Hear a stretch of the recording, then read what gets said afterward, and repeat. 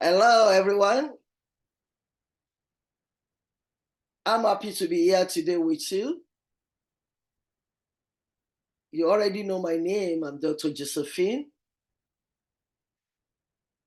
and this is Learnwithjoes. Today, I'm going to end our teaching online that we'll be doing the last 2 years in philosophy of religion and theology by sharing with you the last 3 ways William Lane Craig spoke about the relevancy of science and religion. You will know this channel, we have taught on several courses: environmental philosophy of religion and eco-theology, analytical philosophy of religion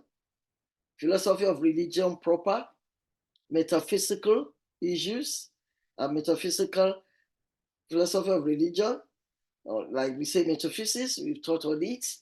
That's where we delve into African metaphysics. Also on what we call it now, religion and science is the one I'm doing currently. But before that, we did some theistic arguments, the problem of evil, and so many other courses on religion, on philosophy of religion and theology. And Fridays, I've come out to talk on lessons, various lessons of life, various etiquettes, things that are beneficial and germane to our personal existence. You learn to embrace yourself, to embrace vulnerability, to embrace imperfection, to even embrace life in totality, so that you don't have any suicidal thoughts, no matter what kind of failure. You redirect yourself in the positive way for growth and love. So this Friday, Tony, and this Tuesday teaching, they are all going to stop this year, 2023. And today's video is going to mark the last of those teaching. But that doesn't mean that you can still not contact me through my email or phone number for any direct or individual teaching or group teaching. I will still be there for you to do that. But basically, because I'm a professional life coach, certified, I'll be focusing more next year from January on my coaching services. So I'm going to be telling you that, to let you know that every individual needs a coach. Even we coaches, we also have coaches. We need coaches. We need a coach because when we are talking about your future, we are talking about your growth, we are talking about your development, we are talking about your plan to succeed, your life transition forward. And then while sharing with you some of the coaching practices, which is confidential, I'm not going to share anything personal or individual with any other one, just general information you need to know, and the differences between a coach, a mentor, a teacher, a therapist, a counselor. You should know there are differences. All these things I'll be bringing to you next year. And also, if you find time to take a peek, a kind of review on some of my books. As a published author, I've written so many books: religion, theological, science fiction, romantic fiction. And many of my books are on sale on Amazon. When I show you the package, you'll be able to look at it. When I give you a brief preview of it, you can pick a copy on Amazon or Lambert Academy. I have some books, 2 books on Lambert Academy, and which means experiencing God through spiritual formation.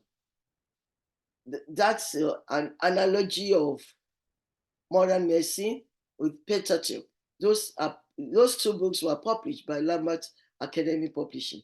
But Amazon published a lot of the other books, and they are under different names. I mean, you know my name, Josephine Shobe. When I bring the book to you, you know. For the theological ones, you'll be talking about spiritual formation. You'll be talking about Satan is not omnipotent. And then for the other one too, you'll be talking about organic faith, how I encounter God, and then you'll be talking about discipleship, being rooted in God.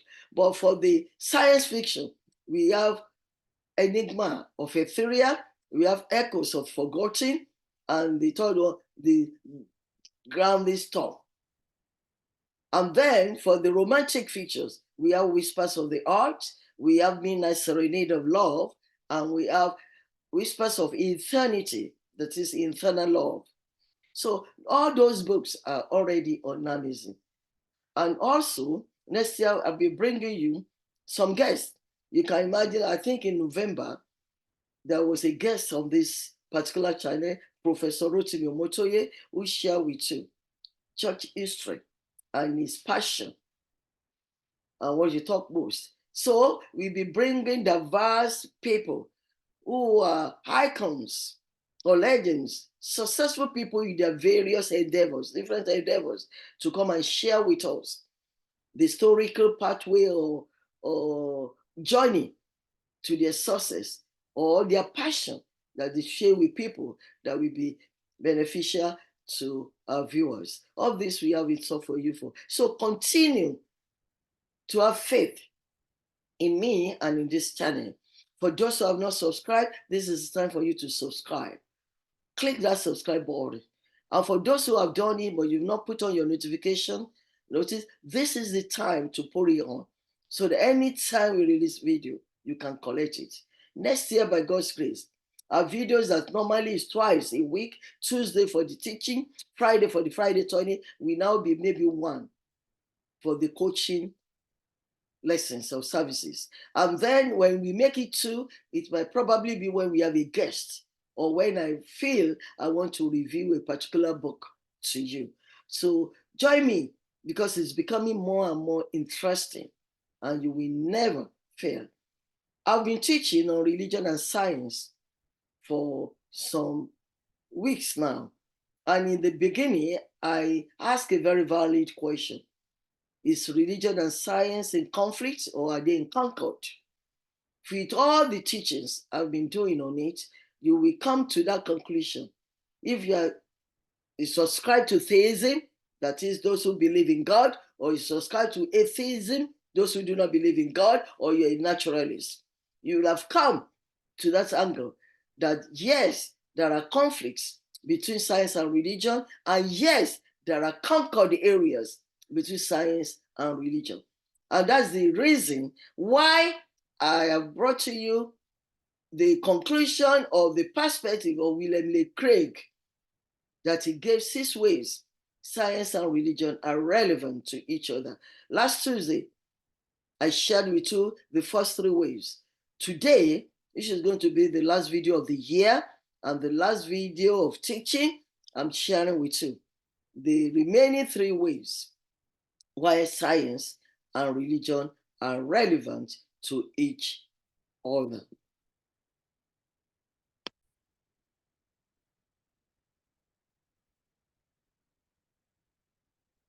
William Lane Craig's 6 ways science and religion are relevant to each other, part 2.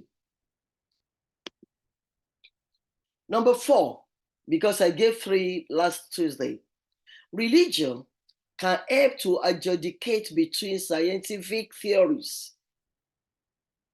Religion can help to adjudicate between scientific theories.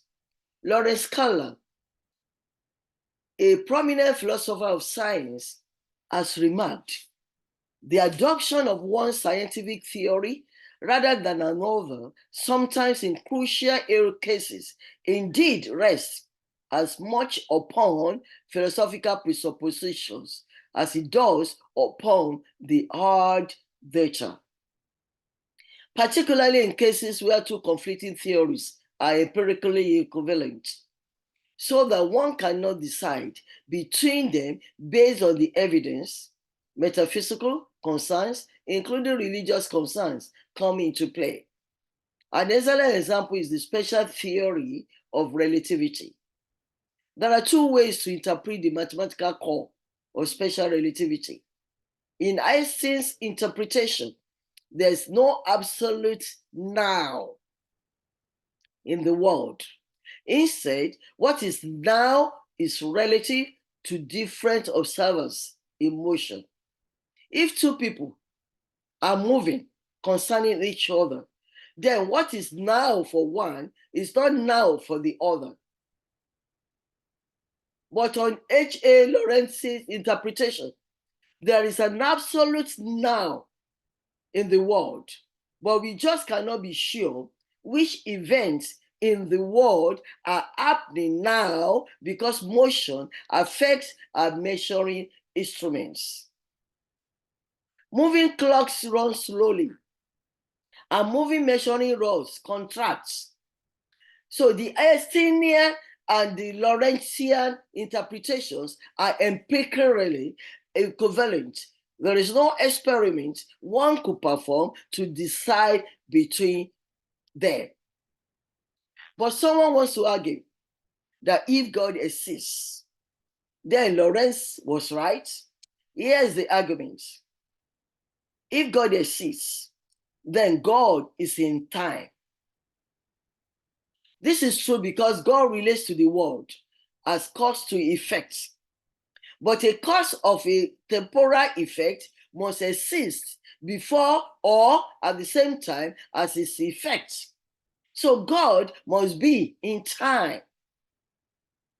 Number two, if God is in time, then a privileged observer exists. Since God transcends the world and is the cause of the existence of everything in the world, his perspective on the world is the proper perspective. Number three, if a privileged observer exists, then an absolute now exists. Since God is a privileged observer, his now is privileged. Thus, there is an absolute now, just as Lorenzi claimed. This is a very startling conclusion. Indeed, if God exists, then a Lorentzian rather than an Einsteinian theory of relativity is correct. It is hard to imagine how religion could have any greater relevance to science than this, to show that one theory is wrong, another is right. Number five, religion can augment the explanatory power of science. Religion can augment the explanatory power of science. One of the pillars of the contemporary scientific view of the world is the evolution of biological complexity from more primitive life forms. Why I'm saying this? Unfortunately, the current neo-Darwinian synthesis seems deficient in explaining the gradual rise of biological complexity. In the first place, the neo-Darwinian mechanisms of random mutation and natural selection work far too slowly to produce unaided conscious life. So in their anthropic cosmological principle, Burrow and Tipler list 10 steps in the evolution of Homo sapiens, including such steps as the development of the DNA-based genetic code, the origin of mitochondria, the origin of photosynthesis, and the development of aerobic respiration, and so forth, each of which is so improbable that before it will have occurred, the sun will have ceased to be a main sequence star and incinerated the earth. They report that there's developed a consensus among evolutionists that the evolution of intelligent life comparable in information processing ability is to that of Homo sapiens is an improbable, that is unlikely to have occurred on any other planet in the entire visible universe. But if this is the case, one cannot help but wonder why, apart from a commitment to naturalism, we should think it evolved by an unaided chance on this planet. Second, random mutation and natural selection have trouble accounting for the origin of irreducibly complex systems. In his recent book, Darwin's Black Box, microbiologist Michael B.A. explains that specific cellular systems like the cilia or protein transport system are like incredibly complicated microscopic machines that cannot function at all unless all the parts are present and functioning. There is no understanding within the neo-Darwinian synthesis of how such irreducibly complex systems can evolve by random mutation and natural selection. Concerning them, current evolutionary theory has zero explanatory power. And according to Bay, however, there is one familiar explanation adequate to account for irreducible complexity, one which in other contexts we employ unhesitatingly: intelligent design. Life on Earth at its most fundamental level, in its most fundamental components, it concludes, is the product of intelligent activity. The gradual evolution of biological complexity is better explained if there exists an intelligent cause behind the process, rather than just the blind mechanisms alone. Thus, the theist has explanatory resources available, which the naturalist lacks. The theists are those people who believe in the existence of God, and they can use religion to explain certain things. The naturalists who do not believe in religion cannot explain it. The sixth way, this is the final way, science can establish a premise in an argument for a conclusion having religious significance. Science can establish a premise in an argument for a conclusion having religious significance. The medieval theologian Thomas Aquinas always assumed the insanity of the universe in all his arguments for the existence of God, since to assume that the universe began to exist made things too easy for the theists. If the world and motion have a first beginning, he said, some cause must be posited for this origin of the world and of motion. Summa contra Gentiles 1:13:30. Moreover, there was simply no empirical way to prove the past finitude of the universe during the Middle Ages, but applying the general theory of relativity to cosmology and the discovery of the universe's expansion during this century appears to have dropped into the lap of the philosophical theologian, precisely that premise which had been missing in a successful argument for God's existence. For now, he may argue as follows. 1. Whatever begins to exist as a cause. 2. The universe began to exist. 3. Therefore, the universe has a cause. Premise 2 is a religiously neutral statement found in almost any text on astronomy, astrophysics, yet it puts the atheist in a very awkward situation.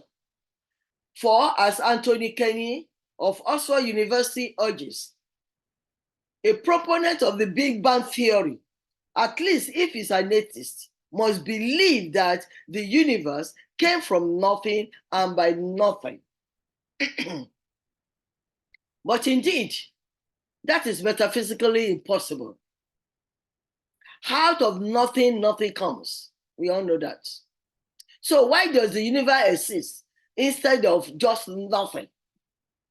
So it is plausible that there must have been a cause which brought the universe into being. Now, from the very nature of the case, as the cause of space and time, this cause must be an uncaused, changeless, timeless, and immaterial being of unimaginable power that created the universe. Moreover, I will argue, it must also be personal. How else could a timeless cause give rise to a temporal effect like the universe? If the cause were an impersonal set of necessary and sufficient conditions, then the cause could never exist without the effects. But if the cause were internally present, then the effects will be internally present as well. The only way for the cause to be timeless and the time without any prior, for the only way for the cause to be timeless and the effect to begin in time is for the cause to be a personal agent who freely chooses to create an effect in time without any prior determining conditions. Any prior determining conditions. Thus, we are brought not merely to a transcendent cause of the universe, but to this creator. All this is not to make simplistic and naive judgment, like science proves that God exists. That's not what I'm saying here. But it is to say that science can establish the truth of a premise in an argument for a conclusion having religious significance. In summary, we've seen 6 different ways in which science and religion are relevant to each other. 1, religion furnishes the conceptual framework in which science can flourish. 2, science can both falsify and verify claims of religion. 3, science encounters metaphysical problems that religions can help to solve. 4, religion can help to adjudicate between scientific theories. 6, science can establish a premise in an argument for a conclusion between religious significance. Those are the 6 ways that I've been mentioning. And so in conclusion, we have seen that science and religion should not be thought of as foes. They are not enemies or as mutually irrelevant to each other. They are really, really relevant to each other. Instead, we have seen several ways in which they can fruitfully interact.